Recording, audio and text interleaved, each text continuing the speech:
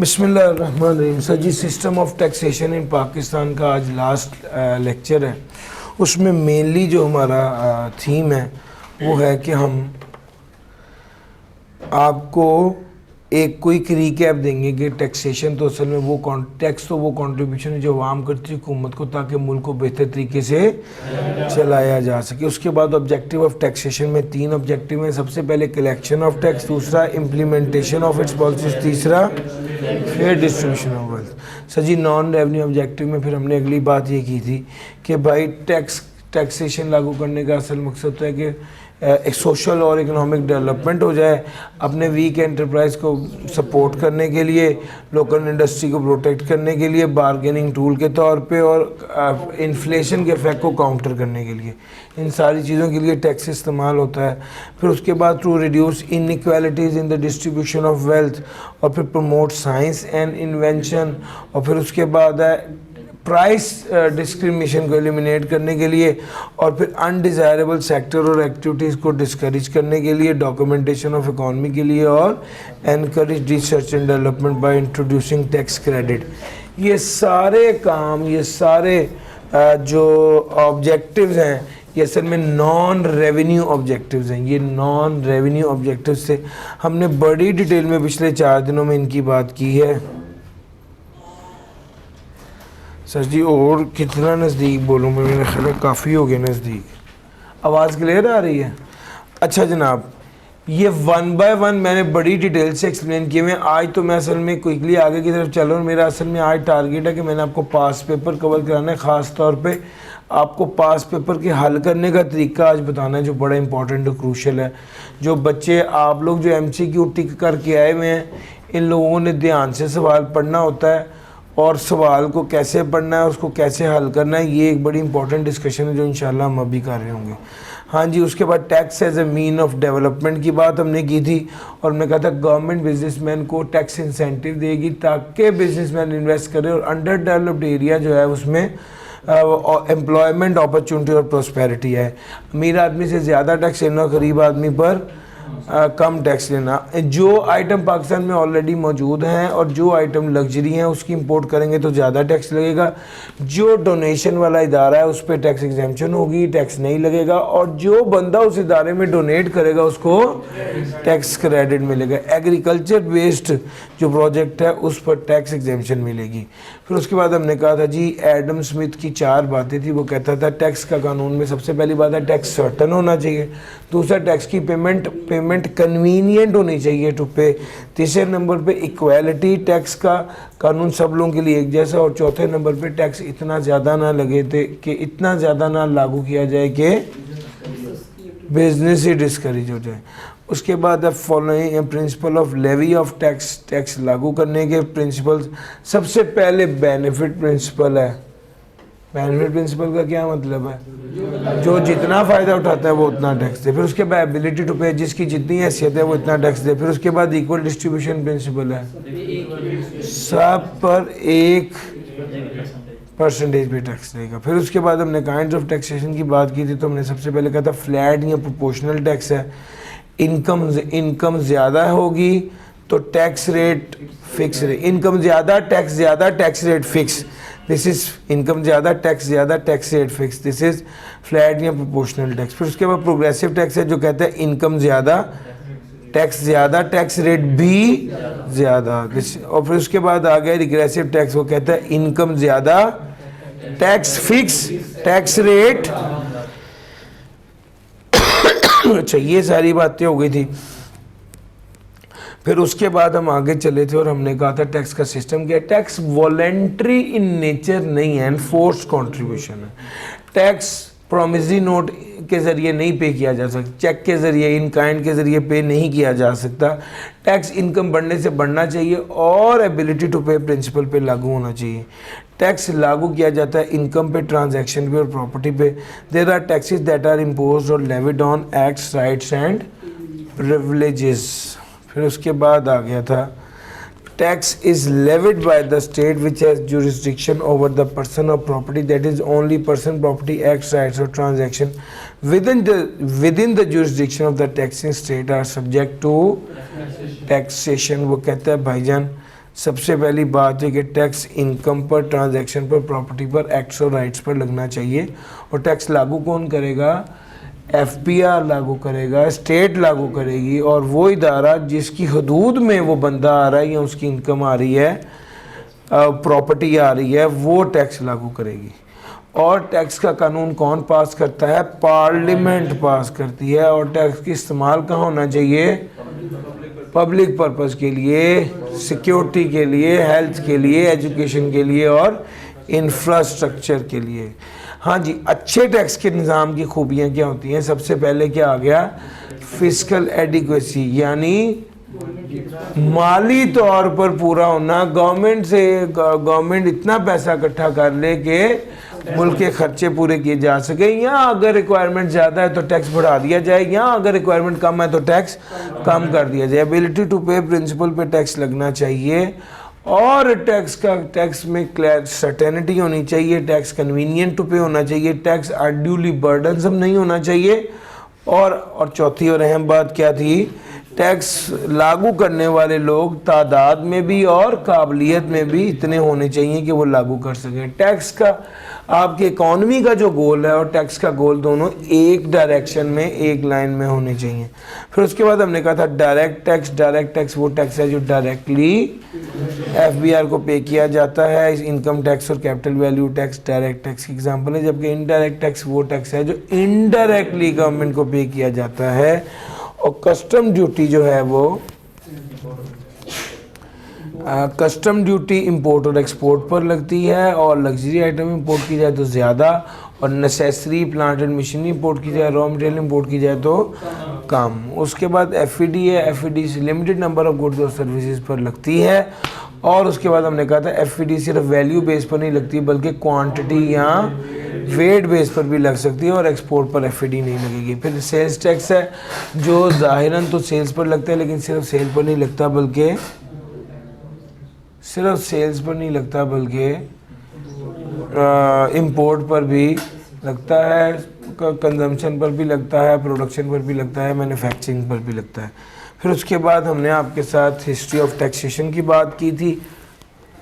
1857 में जंग आज़ादी हुई। 1860 में पहला कानून बना टैक्स का जो 1865 में मनसूख हो गया। फिर 1886 में दूसरा कानून बना जो सिर्फ ट्रेडर पर मखसूस सूबों पर लगता था, वो चलता रहा। 1914 में वर्ल्ड वॉर 1 आई तो वो टैक्स के निज़ाम में फिर तब्दीली आई। 1917 में जब सुपर टैक्स लगा, फिर 1918 में जो है वो मज़ीद तब्दीली आई। 1920 में भी कुछ मॉडिफिकेशन आई, लेकिन 1922 में एक बहुत अच्छा कानून बन गया। सारे पुराने कानूनों को मिलाने के बाद वो पाकिस्तान बनने के बाद भी पाकिस्तान में लागू रहा। और 79 पर पाकिस्तान ने पहला कानून बनाया, इनकम टैक्स ऑर्डिनेंस 1979 का। और 2001 में उसके बाद दूसरा कानून बनाया जो इनकम टैक्स ऑर्डिनेंस 2001 का कानून था, जो आज तक चल रहा है। सारा कवर कर दिया 8 मिनट में। मैंने आपको ये 1 वीक में पढ़ाया है ताकि आपकी मजबूत ग्रिप हो जाए, बेसिस मजबूत होंगी तो आप बेहतर तरीके से इसको कवर कर सकेंगे। इसके बाद हमने आज बात करनी थी पास पेपर्स की, और इसमें क्वेश्चन नंबर 1। अब एक पॉइंट समझें, जो आप सवाल कर रहे होते हैं, मैं जो एंगल जिससे बात करने लगा हूँ, आपने सवालों को पिक कैसे करना है, पढ़ना कैसे और हल कैसे करना है। कल आपका टेस्ट है, उसको अप्लाई करें और आज सीखें। सबसे पहले वो कहता है you are required to list. List का मतलब होता है लंबी चौड़ी एक्सप्लेनेशन नहीं, टू द पॉइंट बात। अक्सर लिखा होता है एनलिस्ट कर दें, इसका क्या मतलब होता है? टू द पॉइंट बात की जाए, लंबी चौड़ी लिस्ट ना बनाई जाए। State any 5 ways through which taxes can be use. State का क्या मतलब है? यानी आप बयान करें। लिस्ट का मतलब होता है शॉर्टकट लिखें। एन्यूमरेट का भी यही मतलब होता है, लिस्ट का भी यही मतलब होता है। स्टेट का मतलब है बयान करें। ब्रीफली एक्सप्लेन, मुख्तसर एक्सप्लेनेशन दें। आप गौर कर रहे हैं लफ्ज़ का? अभी इससे पहले आप इस तरह, आपने तो एमसीक्यू में टिक टिक टिक किए ना, ये सारे पहलू भी देखने होते हैं। डिस्कस का मतलब क्या होता है? एक्सप्लेन। डिस्कस का मतलब होता है आपने उसके पहलू सब डिस्कस करने हैं। डिफरेंशिएट का क्या मतलब होता है? दो चीज़ों में कंपैरिजन करना है, दोनों में क्या डिफरेंस है उसको हाईलाइट करना है। फिर लिस्ट देखो, लिस्ट का वर्ड कि टू द पॉइंट बात लिखो। फिर उसके बाद आ गया you are required to state, ठीक हो गया, स्टेट का वर्ड आ रहा है, लिस्ट का वर्ड आ रहा है। फिर उसके बाद ब्रीफली एक्सप्लेन, यहाँ पर एक्सप्लेन करना था। और कहीं ना कहीं आपको मार्क्स एक इंडिकेशन दे रहे होते हैं कि आपने कितना लिखना है। बहरहाल ये क्वेश्चन नंबर 6 का पार्ट बी है। मैंने आपको होम असाइनमेंट दी थी, क्या की थी आपने? ये एक बार इसको डिस्कस करते हैं और फिर आगे चलते हैं। State one objective of tax laws in each of the following cases. High tax rate on high income, fair distribution of wealth, चूँकि अमीर बंदे से, अमीर इनकम वाले बंदे से, ज़्यादा इनकम वाले बंदे से ज़्यादा टैक्स लें ताकि फेयर डिस्ट्रीब्यूशन ऑफ वेल्थ हो सके। High taxes on import of luxury goods, discourage import of luxury goods, ठीक हो गया। क्योंकि ये चीज़ तो हमारे दिमाग में है कि गवर्नमेंट ने जिस चीज़ को इनकरेज करना होता है वहाँ पे टैक्स माफ़ कर देते हैं, कम कर देते हैं। जिस चीज़ को डिस्करेज करना होता है वहाँ पे टैक्स बढ़ा देते हैं। क्रिएशन ऑफ टैक्स, अच्छा दूसरा पॉइंट ये था, tax on credit to donation to approved institution. Sir ji tax credit मिलने का क्या मतलब है? आप इनकरेज कर रहे हैं डोनेशन को। सर समझ आ रही है? Creation of tax free zone, जी creation of tax free zone का क्या मतलब है? इसका मतलब है टैक्स फ्री जोन की क्रिएशन का मतलब होता है कि आप क्या कर रहे हैं,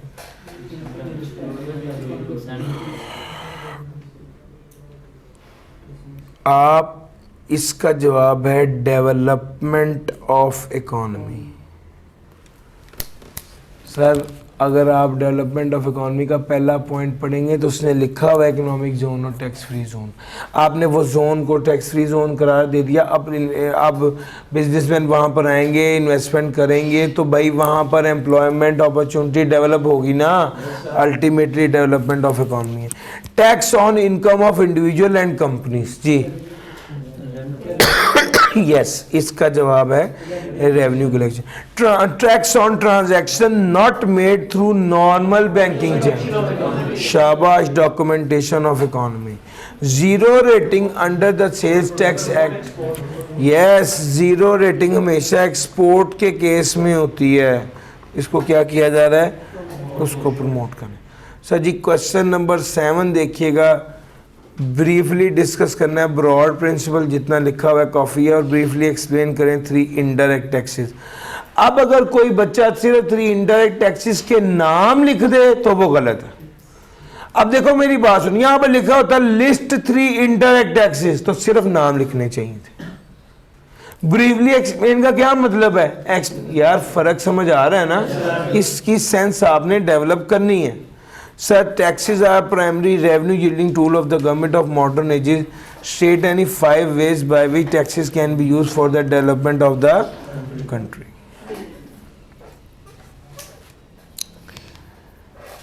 टैक्सेस को प्राइमरी रेवेन्यू यील्डिंग टूल के तौर पे इस्तेमाल किया जाता है।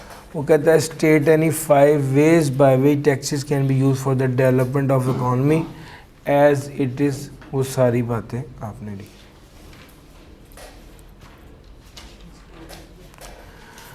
हाँ जी क्वेश्चन नंबर 9 निकाल लीजिए।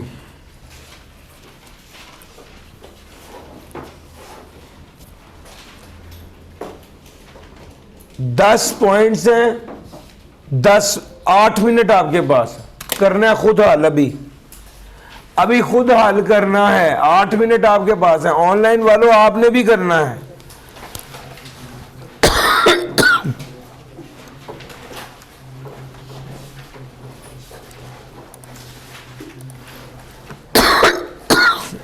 ऑनलाइन वालों आप सब ने भी अभी हल करना है। कागज़ पेंसिल निकालिए, सारे हल कीजिए। 8 मिनट आपके पास है। इसके बाद मैं इसको डिटेल से डिस्कस करूंगा, लेकिन जब आप खुद हल करेंगे तो फिर आपकी लर्निंग नेक्स्ट लेवल की होगी। जी sir, high tax rate on import of goods. जी, इंपोर्ट ऑफ गुड्स पर हाई टैक्स रेट लागू करना। जी, इसका जवाब है डिस्करेज इंपोर्ट ऑफ गुड्स। एक स्टूडेंट ने कहा discourage import of luxury goods, ये जवाब गलत है। जो सवाल पूछा है, जो पूछा है, जितना पूछा है उतना ही बताना है। पॉइंट समझ आ रहा है? ये बेसिकली एक गैप क्रिएट हो जाता है जब आप पीआरसी से जंप इन होते हैं कैफ की तरफ, और स्टेट में जब पहली बार पेपर देते हैं तो कुछ बच्चे तो बेचारे इस इनएक्सपीरियंस की नज़र हो जाते हैं, जो उन्होंने एक फुल थ्योरेटिकल पेपर हल करना होता है या फुल डिस्क्रिप्टिव पेपर हल करना होता है, जो इससे पहले टिक टिक टिक करके आए होते हैं। और सर समझ आ रही है? तो इस वजह से अपने आप को इस पॉइंट पर लेके आइए। वो भी हमने ही एनेबल करना है इंशाल्लाह। मैं इसको अपनी जिम्मेदारी समझता हूँ कि मैं आपको ऐसे डेवलप करूँ कि आप पेपर के स्टाइल के मुताबिक, पेपर के मिजाज के मुताबिक आप प्रैक्टिस करें और आप चीज़ों को लेकर चलें। Zero rating under sales tax act 1990, encourage promote export, decrease in sales tax rate. Sir आपने सेल्स टैक्स रेट कम कर दिया, इन्फ्लेशन के इफेक्ट को काउंटर किया है। याद है कल मैंने आपको पढ़ाया था डायरेक्ट इनडायरेक्ट टैक्स में कि इनडायरेक्ट टैक्स इन्फ्लेशन कॉज करता है, और अगर इनडायरेक्ट टैक्स का रेट कम कर दिया तो आप इन्फ्लेशन के इफेक्ट को क्या कर रहे हो? काउंटर कर रहे हो। शाबाश। टैक्स ऑन कैश डिपॉजिट या विड्रॉल बाय नॉन फाइलर। जी, documentation of economy, introduction of tax holiday period for construction related industry. अब जितना आपने पढ़ लिया है इस बेस पर एक अंडरस्टैंडिंग हो गई। अब ये जो टैक्स हॉलिडे है, ये पेपर में जो बैठे थे उन्होंने भी जिंदगी में पहली बार पढ़ा था। टैक्स हॉलिडे क्या होता है? टैक्स छुट्टी। ज़हन में क्या बात आता है? कम हो रहा होगा ना, माफ हो रहा। हॉलिडे का मतलब है कमी आ रही है ना, छुट्टी हो रही है, कमी मिल रही है। इसका मतलब है आप इसे क्या करना, कंस्ट्रक्शन रिलेटेड इंडस्ट्री को क्या करना चाह रहे हैं? एनकरेज करना चाह रहे हैं, प्रमोट करना चाह रहे हैं। High tax rate on interest income, interest income को डिस्करेज कर रहे हैं बिजनेस को प्रमोट करने के लिए। Decrease in tax rate for online sale, encourage online sale, यानी टैक्स रेट जो है वो क्या हो रहा है? Decrease. Tax credit to person for employing fresh graduate, encourage करना ऐसे लोगों को जो फ्रेश ग्रेजुएट्स को एम्प्लॉय कर रहे हैं। ठीक हो गया। High tax rate on luxury items. जी, discourage the purchase of luxury item. एक सवाल है आपसे, पाकिस्तान में एक हैवी बाइक बनाने का प्लांट लगा है, उस पर टैक्स ज्यादा लागू कर दिया गया है हैवी बाइक पर। इसका मकसद यही है ना कि लोग हैवी बाइक ना खरीदें। सर अगर टैक्स ज़्यादा करेंगे तो आप क्या चाहते हैं? लोग हैवी बाइक ना खरीदें। तो हैवी बाइक में जो लोग काम करने वाले हैं उनका क्या कसूर है? सर आप देखिए, मेरी बात सुने, महंगी चीज़ पर टैक्स ज़्यादा लागू किया जाता है जिसका मकसद होता है अमीर बंदे से टैक्स लेना और गरीब पर खर्च करना। इसका मकसद भैया, अगर यही हैवी बाइक इंपोर्ट हो रही होती तो आप ये बात कहते डिस्करेज कर रहे हैं आप इंपोर्ट को। आप मेरा पॉइंट समझ, इसमें ये नहीं कहना, इसमें क्या कहना है? फेयर डिस्ट्रीब्यूशन ऑफ वेल्थ, अमीर से पैसा लेने और गरीब। Sir allow expenditure on research and development, encourage research and development. Sir जी ये सारी चीज़ें वन बाय वन मैंने आपके साथ डिस्कस की हैं। अच्छा जी, कोई सवाल है तो प्लीज़ ऑनलाइन वालों आप पूछ लें। मैं क्वेश्चन नंबर 10 की बात करने को, 4 नॉन रेवेन्यू ऑब्जेक्टिव्स हैं, मुश्किल नहीं है इंशाल्लाह। Discuss any 3 principle of sound taxation system, हो जाएगा। Question number 11 principle of sound taxation system, हो जाएगा। Question number 12, 4 ways by which taxes can be used in the country development beyond mere revenue collection, यानी revenue collection के अलावा। और यार मुश्किल तो नहीं लग रहा सर जी?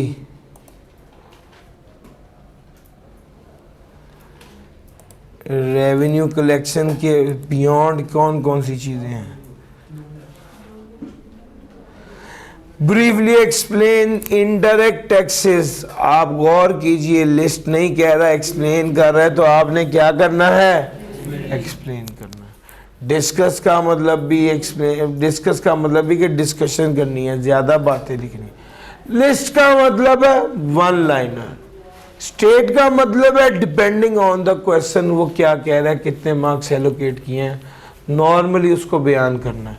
तो भाई ये सारी चीज़ें हैं जो आपके साथ डिस्कस हो गई। कल इंशाल्लाह इसका टेस्ट है, क्लास टाइमिंग में, क्लास में होगा। मैं भी अवेलेबल होऊंगा क्लास में, ऐसा नहीं है कि मैं अवेलेबल नहीं हूँ, मैं भी क्लास में अवेलेबल होऊंगा, मौजूद हूँगा आपके पास। आप सब लोगों ने इसी तरह ही आकर तैयारी करके आना है। मैं चाहता हूँ कि ज़रा टेक्स्ट का फ्लेवर आप लोगों तक पहुँच जाए। एक वीक में एक फुल एक्सपीरियंस हो गया एक चैप्टर का, कि भाई आपने किस तरह से पढ़ना है, किस तरह से समझना है, किस तरह से लिखना है, किस तरह से तैयारी करनी है, और अल्टीमेटली आप कल का दिन है कि किस तरह से पेपर में अपीयर होना है, पेपर में हल करना है। ठीक हो गया सर? इंशाल्लाह मंडे वाले दिन से हमने इनकम टैक्स शुरू कर देना, जो कि चैप्टर नंबर 4 है। डन हो गया सर जी?